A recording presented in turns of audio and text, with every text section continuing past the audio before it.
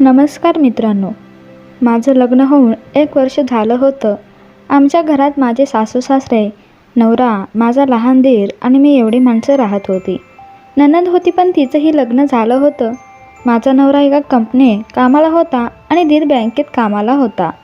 दोघेही भाऊ अगदी स्वभावाने विरुद्ध होते. माझा नवरा चिडका होता.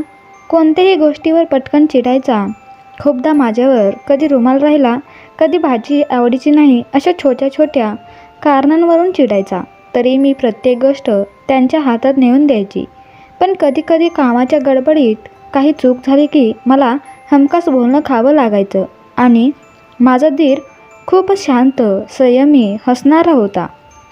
लग्न करून या घरात आल्यापासून माझी आणि त्यांची छान गट्टी जमली होती. कधी तो मला म्हणायचा, वहिनी, तू का म्हणून दादाशी लग्न केलं? तो तुला किती त्रास देतो. मला जर तुझ्यासारखी शांत सुशील बायको मिळाली तर तिला कायम पलंगावर ठेवेन. पण दादा बघ ना तुझ्याशी कसा वागतो. मग मी हसून म्हणायचे, बघू बघू, आता घोडा आणि मैदान काही लांब नाही. माझे सासू सासरे खूप प्रेमळ होते. ते माझ्यावर खूप माया करायचे. आणि माझा दीर तर लहान भाऊच होता माझा. या राखी पौर्णिमेला माझ्याकडून राखी बांधून घेतली त्याने. मी उदास होते कारण मी एकुलती एक मुलगी होती माझ्या आईबाबांची. मला ना भाऊ ना बहीण, मग राखी कोणाला बांधू. माझी नणंद आली होती. त्या दोघांना राखी बांधायला ते दोघे भाऊ गिफ्टवरून तिची चेष्टा करत होते आणि ती लटक्या रागात आईकडे तक्रार करत. पण त्यात पण खूप प्रेम होते. त्यांच्या चेहऱ्यावरचा आनंद पाहून मी खुश होते, पण आतल्या आत थोडी नाराज होते. आणि माझ्याकडे बघून माझ्या दिराने ओळखले आणि म्हणाला, वहिनी, आजपासून मी तुझा भाऊ आहे. पुन्हा कधी भाऊ नाही म्हणून रडायचं नाही. बांध मला राखी. आणि मी आनंदाने त्याला राखी बांधली. आणि ते माझ्या नवऱ्याला म्हणाले, यापुढे जर तू वहिनीला त्रास दिलास तर याद राख, गाठ माझ्याशी आहे. कारण या घरात आता तिचा भाऊ आहे तिच्या पाठीमागे. ती एकटी नाही. आणि माझ्या नवऱ्याने सुद्धा घाबरण्याचं नाटक करत, होय मोहिनी साहेब असं म्हणून त्यांची चेष्टा केली. माझा दीर खूप सज्जन माणूस होता. कधीही कोणत्याही गोष्टीवर चिडत नव्हते.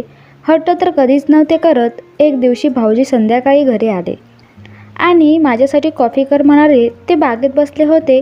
मी कॉफी करून घेऊन गेले तर कोणाशी तरी फोनवर बोलत होते. ते खूप डिस्टर्ब दिसत होते.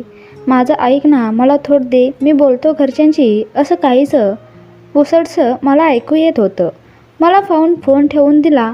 मला बहुतेक वाटत होतं की कोणीतरी मुलगी असावी, पण मी काही विचारले नाही.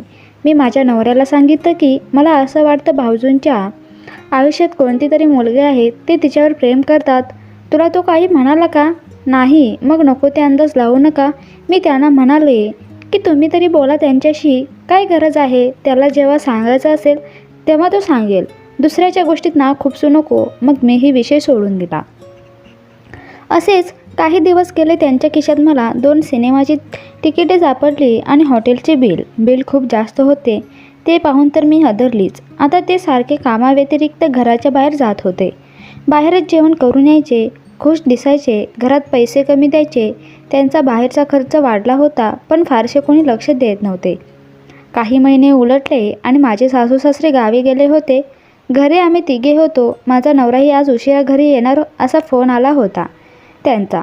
मी नेहमीप्रमाणे देवाला संजवात लावून स्वयंपाक करून माझ्या बेडरूममध्ये पुस्तक वाचत बसली होती. पण डोक्यात भाऊजींचे विचार येत होते. त्यांचं काय चाललं आहे हे कोणालाच माहिती नाही. आज तर मला त्यांच्या खिशात मॉलमध्ये शॉपिंग केलेल्या बिल सापडली होती व सोनाराची पावतीही. भाऊजींनी एक लेडीज रिंग खरेदी केली होती. त्यांचं जर कोणा मुलीवर प्रेम असेल तर त्यांनी घरच्यांशी बोलून लग्न केलं पाहिजे. ते जे करत होते ते चुकीचं होतं आणि आज भाऊजीशी या विषयावर बोलायचं असं मी ठरवलं होतं. कारण आज असंही आम्ही दोघेच घरी असणार होतो. आमच्या रूम शेजारी धीराची रूम होती आणि मला त्यांनी दरवाजा उघडला हे कळाले. नेहमी ते आले की आई आलो ग, वहिनी आलो ग अशा हाका मारायचे. पण आता ते काहीच न बोलता रूममध्ये गेले. मी पुस्तक बाजूला ठेवल्याने हाक मारत म्हणाले, भाऊजी आज आपण दोघंच आहोत जेवायला. मी जेवण गरम करते, फ्रेश होऊन खाली या. आणि मी खाली गेले. बराच वेळ झाला तरी ते आले नाहीत. मग मीचवर गेले. त्यांच्या रूमचा दरवाजा उघडाच आणि समोर मी जे काही पाहिलं त्यानं माझ्या पायाखालची जमीन सरकली. भाऊजीच्या हातात खूप साऱ्या झोपीच्या गोळ्या होत्या आणि ते त्या सर्व गोळ्या खाणार होते, म्हणजे ते आत्महत्या करणार होते. त्यांचा चेहरा रडून रडून सुजला होता. मला काय करावे ते सुचेना. घरी तर कोणीच नव्हते आणि ते त्या गोळ्या खाणार इतका जाऊन मी त्यांचा हात पकडला. ते माझा हात सोडवत होते. भाऊजी, असे करू नका, मी पाया पडते तुमच्या. हात सोडा भाऊजी प्लीज, हे पाप आहे. तुमच्या वहिनीचं नाही का ऐकणार? मी तुम्हाला राखी बांधली आहे ना, तुम्ही मला बहीण मानता ना. माझं ऐका, आपण बसून बोलू. काय झालं आहे ते मला सांगा. नाही वहिनी, मला जगायचं नाही, मला मरू दे, नको अडवूस मला. ते ऐकतच नव्हते. मग मी चिडून त्यांच्या कानाखाली मारली आणि ते भानावर आले. सर्व गोळ्या त्यांच्या हातातून खाली पडल्या. मग मी माझ्या नवऱ्याला फोन केला. तेही पटकन घरी आले. भाऊजी आत्महत्येचा विचार करण्यात इतकं काय झालं होते असं मी त्यांना विचारले. ते रडतच म्हणाले, माझं एका मुलीवर प्रेम होतं. 1 वर्ष झालं आम्ही दोघं रिलेशनशिपमध्ये होतो. पण मागच्या काही दिवसापासून ती मला भेटत नव्हती, मला टाळत होती. ती मला सतत म्हणायची की तू माझ्या नावावर मुंबईमध्ये एक फ्लॅट विकत घे, लग्न झाल्यावर आपण दोघे तिथंच राहायचं. मी तिला म्हणत होतो की लग्न झाल्यावर आपण सर्वजण एकाच घरात राहायचं. माझं कुटुंब खूप छान आहे. पण तिला एकत्र कुटुंबात राहायचं नव्हतं. ती ऐकत नव्हती. माझ्याशी लग्न करायचं असेल तर तुला हे करावंच लागेल असं म्हणायची. मग मी तिला शॉपिंग करायला न्यायचो. महागडे कपडे हॉटेलमध्ये खायला घालायचो. मागे तर एकदा मी तिला सोन्याची रिंगसुद्धा खरेदी करून दिली.